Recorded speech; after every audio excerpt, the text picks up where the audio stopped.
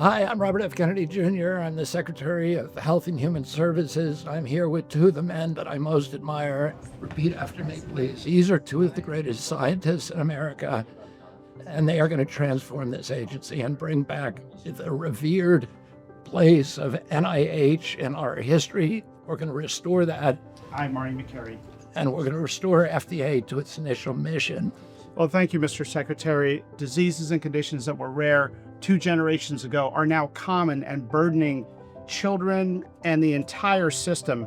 And no one has been talking about the root causes until now. So thank you for your leadership.